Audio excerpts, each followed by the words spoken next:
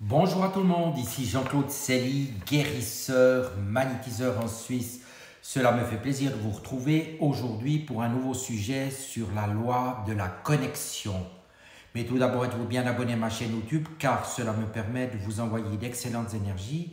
Merci aussi de liker et de partager ma vidéo si vous l'appréciez. Et sous ces dernières, vous trouverez un lien utile comme mon site internet et mon numéro de téléphone si vous désirez me contacter. Sans plus tarder, nous parlons de la loi de la connexion. Nous sommes tous connectés et nous sommes tous un, disait Rhonda Byrne. Tout est énergie, absolument tout. Vous êtes énergie et constituée de la même matière que les étoiles, le ciel et la terre, et vous êtes fait de cellules, elles-mêmes faites de molécules, faites d'atomes, qui à leur tour sont tous faits de particules subatomiques. Et d'après vous, de quoi les particules subatomiques sont-elles faites? D'énergie. Et qu'est-ce que la loi de la connexion nous enseigne? Tout est énergie, comme je viens de le dire. Celle-ci ne peut être créée ou détruite et est présente partout, à tout moment. De ce fait, tout est connecté, vous êtes connecté à tout et à chacun. Vous êtes une pièce de quelque chose de beaucoup plus grand, une partie de l'univers même. Observez ce qui vous entoure. Un arbre, une fleur, un arc-en-ciel, un insecte, un livre, une chaise, un corps humain. Tous ces éléments, réduits à leurs composants essentiels, ne sont que pure énergie. L'univers entier, dans sa nature essentielle, est simplement un mouvement d'énergie.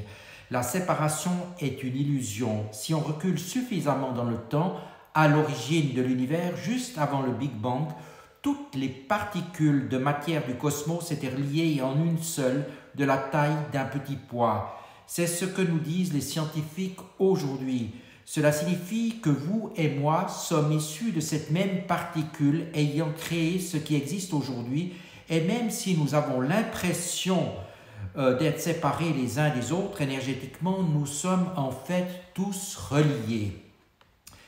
Existe-t-il une coïncidence ou une connexion? Votre corps n'est pas séparé de l'univers parce qu'au niveau énergétique, il n'y a pas de frontières. Pensez à Internet. Vous savez qu'il existe, pourtant vous ne pouvez le voir ni le toucher. Mais il est bien réel et vous profitez de ses bénéfices chaque jour. C'est une énergie invisible qui nous relie tous les uns aux autres. Dans la vie, vous êtes connectés à chacun et chacune chose à peu près de la même façon.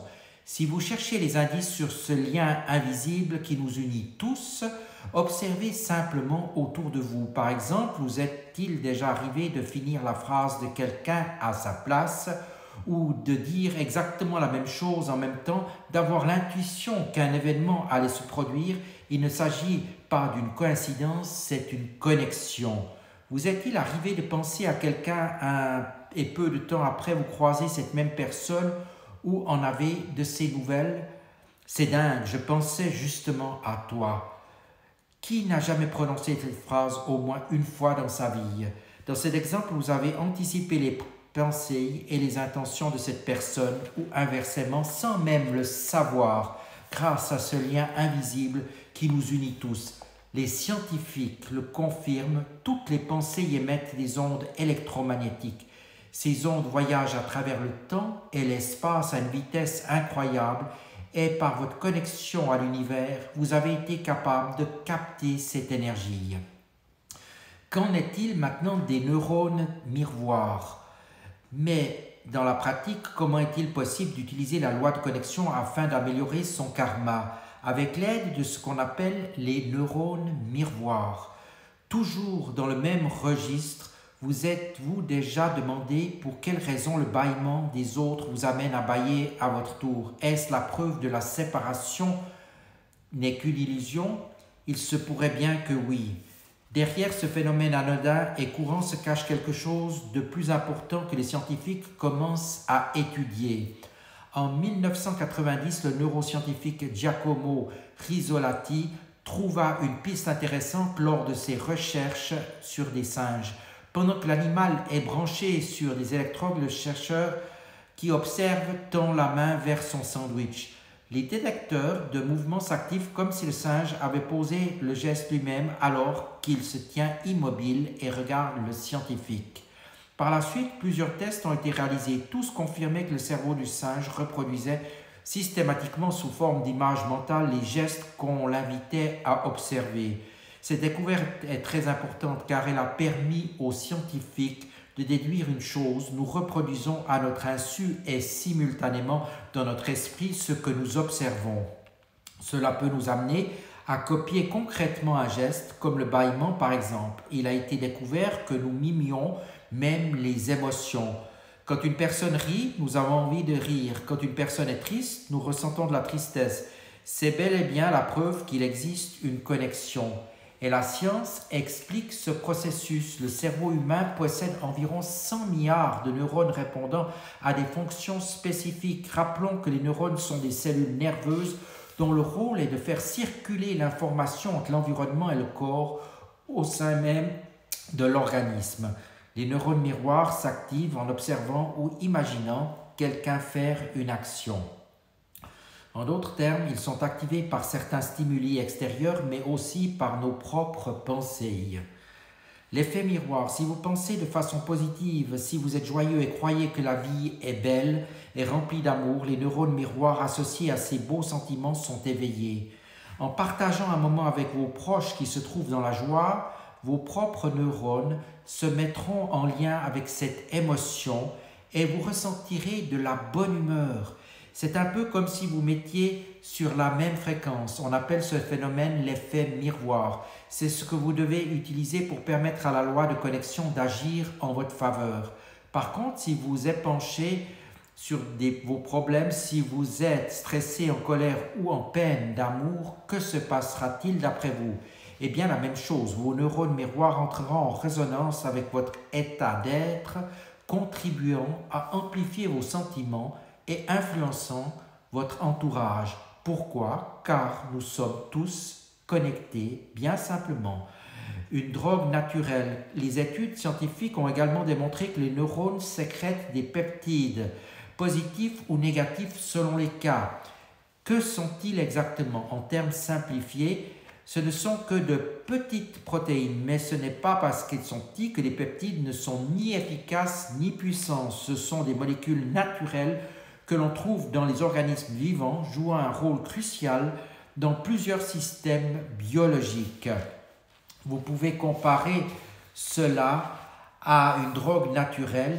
Plus il y en a dans votre système, plus vous en redemandez, mais plus il y en a de positif, plus vous en générez. C'est pareil pour le négatif. On entend souvent dire l'argent attire l'argent. Il en est de même pour le bonheur comme pour les émotions négatives. Pour résumer, plus on est heureux, plus on le sera, et davantage encore si l'on s'entoure de personnes vibrant à cette même fréquence. Tout cela grâce aux neurones miroirs.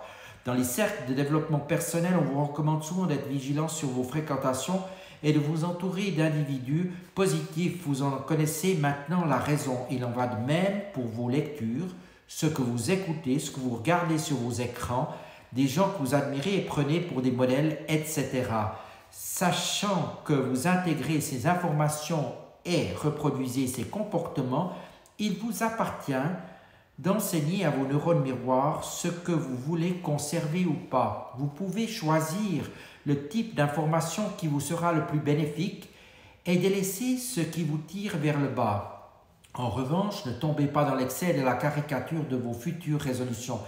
Certains rejettent sans nuance tout ce qui leur semble négatif. Pour autant, il est évident que si l'un de vos proches va mal, il ne faut pas hésiter à lui tendre la main, c'est bien clair. Mais tout est question de dosage. L'important est surtout de ne pas s'enliser dans une situation négative qui vous fera inévitablement plonger. Soignez vos relations, épurez vos pensées, se relier à votre essence permet d'élever votre vibration, votre rayonnement via l'effet des neurones miroirs. Touche ce qui vous entoure et ce jusqu'aux confins de l'univers. L'importance maintenant de vos relations, vous l'aurez compris, les personnes que vous fréquentez ont une grande importance. Un entourage positif ou négatif aura un énorme impact sur vous, votre vie et votre karma. Il se peut que vous investissiez du temps à devenir une meilleure personne, à vous développer personnellement. Vous faites peut-être de la méditation, du yoga, vous lisez des livres qui vous nourrissent intellectuellement et intérieurement. Vous évitez autant que possible les médias et leurs informations anxiogènes. Mais savez-vous que vos efforts peuvent être ralentis à cause de cette connexion à autrui? Qui ne s'est jamais senti mal après un échange avec une personne venue nous confier ses problèmes? N'oubliez pas que nous sommes comparables à des éponges, absorbant l'énergie de ceux qui nous entourent, et pour peu que vous soyez cerné par des personnes négatives, vous vous sentirez inexorablement vampirisé. On peut repérer assez facilement ce type de personnes par l'effet qu'elles produisent sur nous. Les fréquenter peut-être induire un effet sur un état de fatigue, de lassitude ou de nervosité. On s'aperçoit des conséquences peu à peu en faisant le lien entre leur présence et notre état. Nous avons tous connu ces vampires psychiques qui se nourrissent de notre énergie, de notre attention sans rien donner en échange. Il faut avoir conscience qu'ils peuvent revêtir des formes diverses. Il peut s'agir aussi bien de pervers narcissiques qui nous veulent du mal que de gens en apparence très gentils ayant l'air innocents et parfois victimes. Ces derniers sont d'autant plus néfastes qu'ils ne font pas peur et ne suscitent aucune méfiance. Ces personnes peuvent être dans votre cercle familial, amical ou professionnel. Ceux qui ont beaucoup à donner, les empathiques, les aidants, se laissent plus facilement vampiriser que les autres et peuvent risquer le burn-out total. Donc attention à ne pas vous laisser parasiter par vos relations.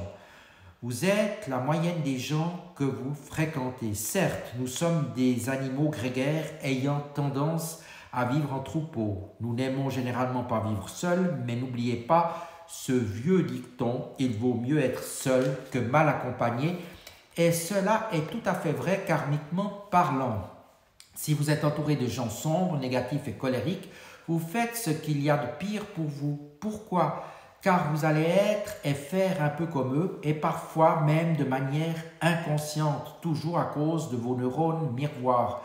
Jim Rohn disait « Nous sommes la moyenne des 5 personnes que nous fréquentons le plus. Jetez un coup d'œil à votre vie et répondez sincèrement à ces questions. Comment sont les personnes que je fréquente le plus? Sont-elles positives, négatives? Vous sentez-vous plein d'énergie après les avoir vues ou au contraire complètement vide? Si vous prenez conscience que votre entourage ne vous aide pas, commencez à prendre doucement vos distances. Attention, il ne s'agit pas ici de les blâmer ou de les ignorer complètement du jour au lendemain, mais de simplement prendre un peu de recul afin de vous recentrer sur vous-même. Vous en avez parfaitement le droit et ne culpabilisez surtout pas. Merci de votre attention et je vous dis à tout bientôt.